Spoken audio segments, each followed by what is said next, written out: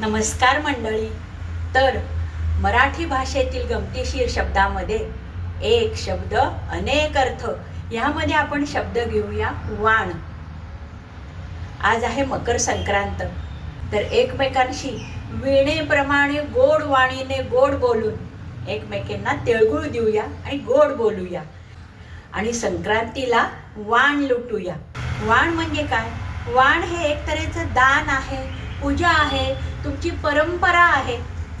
आपल्या मराठी संस्कृतीमध्ये सुवासिनी आपल्या मैत्रिणींना, आईला, बहिणीला किंवा वहिनीला सुगडाचं दान देतात. हे सुगड म्हणजे भरलेलं धान्यानं मातीचं भांडं असतं.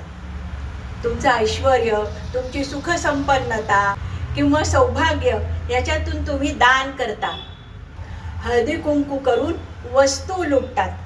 आता मुलीचं लग्न झालं असेल तर पहिल्या वर्षी जावयाला हत्तीवरून दान द्यायची किंवा हत्तीवरून वाण द्यायची पद्धत आहे. ते एक तऱ्हेचं वाण. किंवा आपण म्हणतो ना, नवीन साडी घेतलीये, ती कशा वाणाची आहे? त्या साडीचा वाण म्हणजे तिचा पोत, मऊसूतपणा अशा तऱ्हेनं.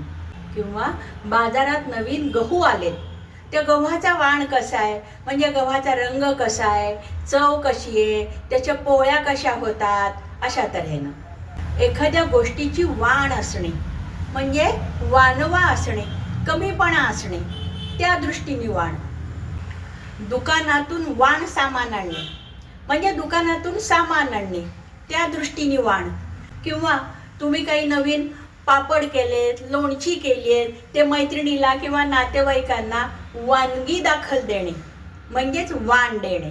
मंडळी, तुम्हाला हे वाण आवडलं असेल तर लाईक, शेअर, सबस्क्राईब करा आणि हो, गोड गोड बोला आणि कॉमेंट करा.